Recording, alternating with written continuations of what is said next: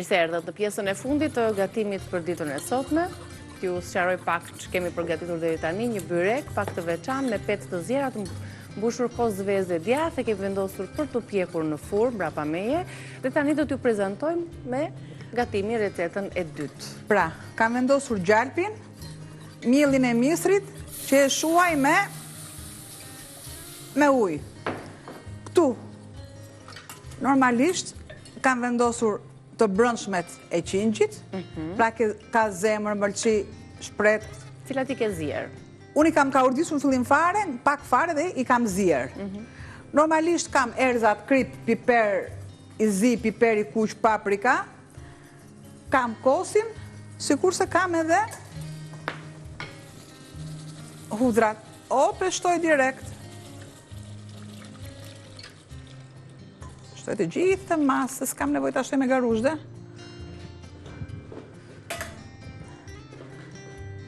S'kam nevojt a përzije me tel dore, ullë nxehtësin dhe telpit e hudrës.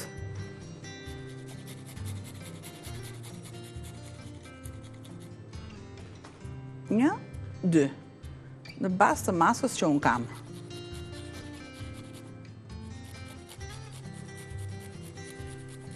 Faktikisht e mirat mira vëshë, një selpi hudhër në dy duhet. Po, pa e përtypur.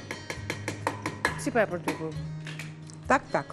Tak, pisha ashtu? Po, po. S'ke marrë asnjë vlerë, po thuaj se ashtu. Mirë bëre që e përtypet. Unë bra mirë sepse duhej. Për aromat e kishe Po, fjalën. faktikisht, po, për aromë që mos keshte në mëngjes dhe aroma vërtet bën mirë hudhra, po aroma nuk të bën mirë. Po mirë, sepse është tepër mbyse për stomakun. E lë, se e kam bërë me marak, dhe kush maraku im të thoni ju, maraku është ato të mielli i misrit. Mielin e misrit mund ta përdorni të bardhë, mund ta përdorni të verdh, mund të përdorni edhe mielin e ballokumeve. O, pi largoj të gjitha këto.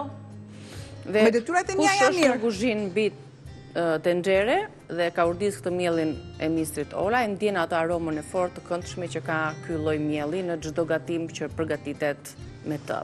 Ja, këto e shto. Tani kam kosin. Marë pakës fare ujë.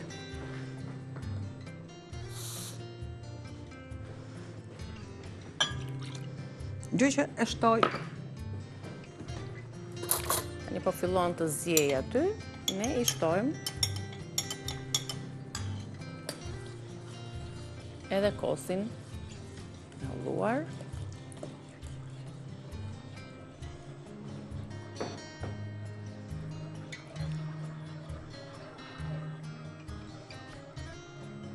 Normalisht nuk do presim që të trashë, se nuk duhet tjetë çorbë, tjetë trash fare, duke e lënë të ftohet, trashet akoma dhe më tepër. Pra ne në titullin e recetës çorbe kemi, çorbë me mëlçi. Pra, ne po të duam të konsumojmë me bukë për shembull, me kubeti, pjesë e vogla, normalisht e lëmë pak më të hollë. Nëse ne duam të konsumojmë pa bukë, pa dritrat, ne e lëm të tillë. Këtu, unë kam pakës gjalp dhe piper të kuq. Normalisht mund t'i marr pak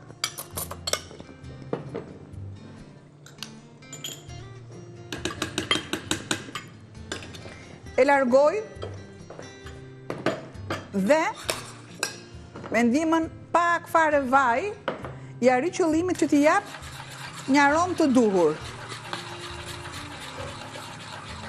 Kam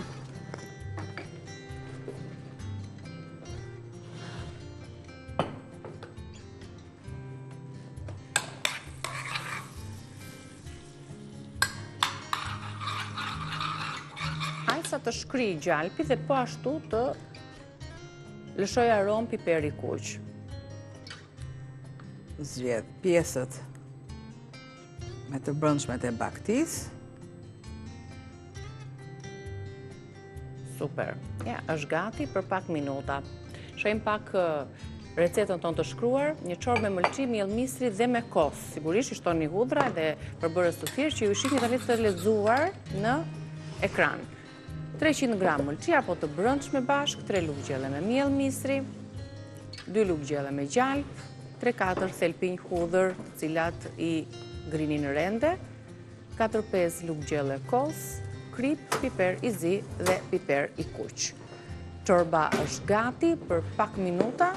Përpara se të vepronim, ne i kishim zier mëlçit dhe byreku me pet është në tryezë, do ta lëm që të vijoj procesin e pjekjes, sepse si duket të kulloj dhe të piqet mirë edhe poshtë.